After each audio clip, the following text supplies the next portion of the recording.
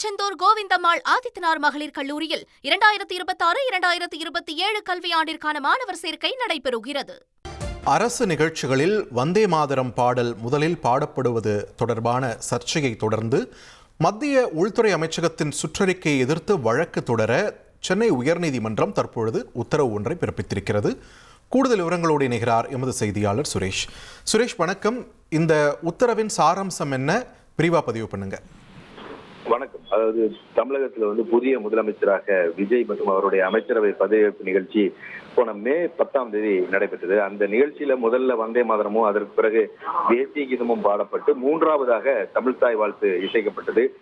இந்த நிலையில அரசு நிகழ்ச்சிகளை தமிழ்தாய் வாழ்த்து பாடி துவங்கும் மரபை மீட்டெடுக்க வேண்டும் என்ற கோரிக்கையுடன் சென்னையைச் சேர்ந்த அனன்யா ராதாகிருஷ்ணன் என்பவர் உயர்நீதி வழக்கு ஒன்று தாக்கல் செய்திருந்தார். அந்த மனுவில் தமிழ்தாய் வாழ்த்து கிட்டத்தட்ட 1891ஆம் ஆண்டு இயற்றப்பட்டது.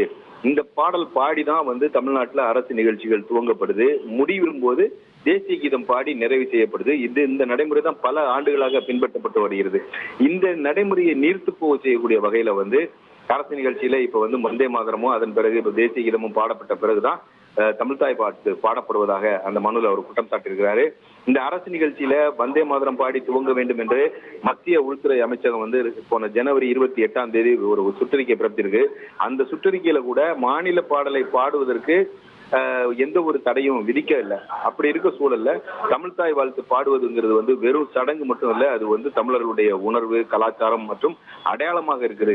பல தலைமுறைகளாக இந்த அரசு நிகழ்ச்சிகளை தமிழ்தாய் வாழ்த்து பாடிய துவங்கப்பட்டிருக்கக்கூடிய சூழல்ல அந்த மரபை மீட்டெடுக்க உத்தரவிட வேண்டும் என்ற ஒரு கோரிக்கையை அவர் முன்வைத்திருந்தார்.